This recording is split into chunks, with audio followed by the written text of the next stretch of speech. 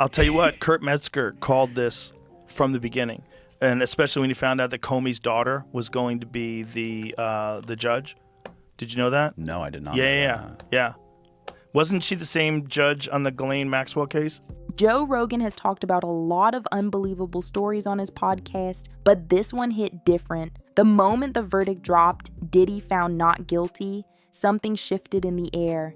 Cameras flashed, people gasped, and a storm of confusion began swirling online. But no one captured the raw reaction better than Joe. Sitting at his podcast table, eyes locked on the breaking news headline, he leaned back and said, "This is unreal." Joe had been following the trial like everyone else. The videos, the witnesses, the strange rules at those exclusive parties. He expected something serious to come from it all. But instead, Diddy walked out of that courtroom with a smile and the world just watched. Rogan wasn't just shocked, he was disappointed. "We all saw the same footage," he told his audience. So how did this end like that? As news spread, fans were stunned. The footage shown in court didn't match the verdict. The parties weren't fun or casual. They were tense. Guests looked uneasy. Phones were taken at the door. Everyone had to sign papers. People didn't laugh or relax. They stood in silence, following what seemed like orders. Rogan compared it to a weird rehearsal, not a celebration. And now with Diddy officially cleared, Joe was left asking, what kind of system lets this slide? All these famous people are here. They're doing this. Like elaborate parties, yeah. Lots of money, everything you want, the golden carrot at the end of the stick. Right. So the thing is, he's not even being charged for any of the things you just brought up. He's not being charged for blackmail, which is kind of crazy. Because, what did they do? Why did they tell us that there was all these videos of all these high-profile people and then silence, and then it never comes up once during the trial? On his show, Joe started going over what this verdict really meant. He said the problem wasn't just the trial, it was the years leading up to it. For too long, Diddy's behavior went unchecked. People around him didn't speak up, Hollywood played along, and the public was told to keep clapping. People protected him because of who he was, Joe said. That's how power works. It hides the truth. He also called out the celebrities who suddenly went quiet. Where are they now? He asked. The ones who always showed up to the parties, the ones who said he was like family, they're not saying a word now. Joe wasn't trying to be mean. He was pointing out a real pattern.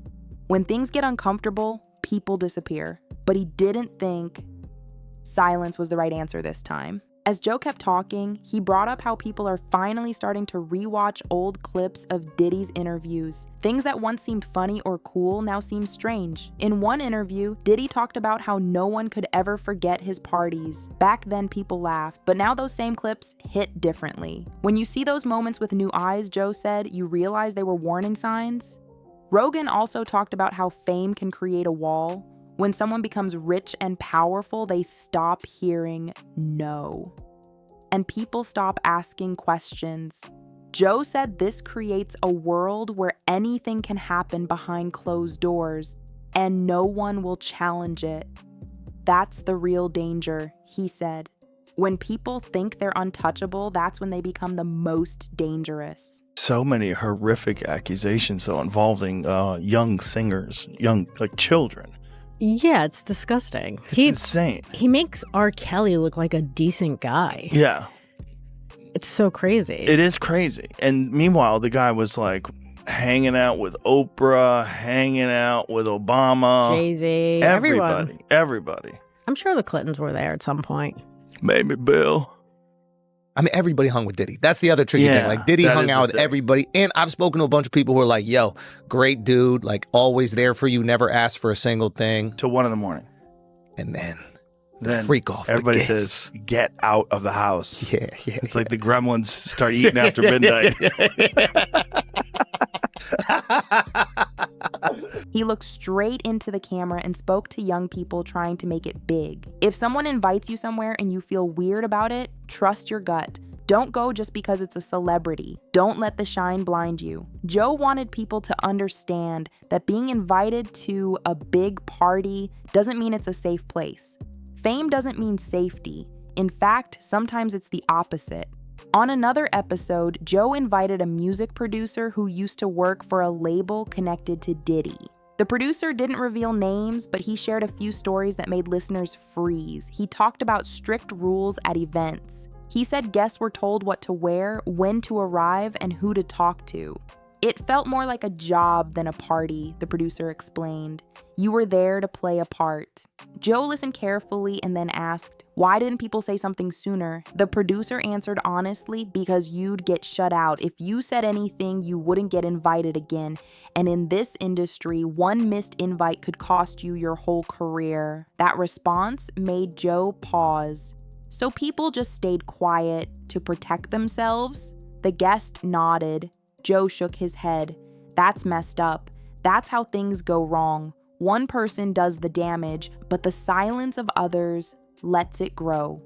Later, Joe did a solo episode where he broke down the legal side of the case. He explained that not guilty doesn't always mean innocent. It means the jury wasn't fully convinced. But the public isn't on a jury, Joe said. We saw what we saw. We felt what we felt, and no verdict can change that. Well, it's just amazing how many people in the Diddy party list that are supporting Kamala. Too. Yeah, seriously, it's like insane. Publicly, openly, all in. Yes. It's like J-Lo was like his ex-girlfriend. and it's like now deciding she's like warning people against Trump. I'm like, well, wait a second. So how many people did she warn against Diddy? Right. Oh, 0. Okay. Right. Well, maybe we shouldn't trust her opinion. He also brought attention to how quickly some companies started pulling away from Diddy. A few brands paused their work with him. Some artists removed collaborations from their pages. Music streaming services adjusted playlists. They didn't say why, but it was clear they were trying to step back. Joe called it a quiet exit. What's wild, Joe said, is how fast people change direction once the truth starts leaking out. They were fine supporting him when it made them money, but now they're deleting posts and pretending they were never close. Joe also noticed how younger fans were reacting differently. Teenagers and young adults flooded social media with questions and concerns. They weren't just reposting memes, they were asking deep questions about justice, celebrity, and control. Joe said he was proud of that. This generation isn't afraid to call out what feels wrong.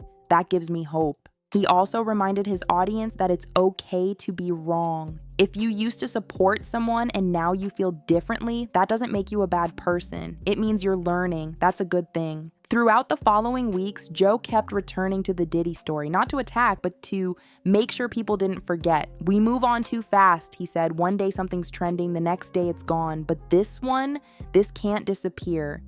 He began highlighting other examples in entertainment where people had raised concerns, but no one listened. He said the industry has a habit of rewarding silence and punishing truth tellers, and that needs to stop. If we want change, we have to protect the ones who speak up, not the ones with the biggest bank accounts. Joe ended one of his longest episodes with a challenge to other creators. Use your platform. Don't just post when it's safe. Speak when it's risky. That's when it matters most. He started inviting more independent artists onto his show, people who had walked away from big labels because they didn't like what they saw. These guests shared stories of being pressured to attend strange events or being warned not to ask too many questions. Joe let them speak freely and gave them a space where they felt heard. It became clear that the Diddy case had opened a door. People who once stayed quiet were ready to talk, and Joe gave them the mic. One guest, a former assistant, said she once witnessed someone trying to leave one of Diddy's parties early and getting blocked by security. They weren't violent, she said, but the way they stood there, you knew you couldn't go. Joe asked, "Did you ever tell anyone?" She shook her head. Who would listen? He was too big. No one would believe me. Joe leaned forward. Well, we believe you now. That episode went viral. Clips spread across the internet. People started sending Joe more messages, more stories, more truth. He wasn't the only one speaking up anymore. The ripple was growing. Joe reminded everyone that this wasn't about canceling someone. It was about protecting others. We don't want revenge. We want safety. We want the next person who walks into that room to know they can walk back out. He also stressed the importance of balance. We're not saying every famous person is bad. We're saying don't let fame stop you from asking the hard questions.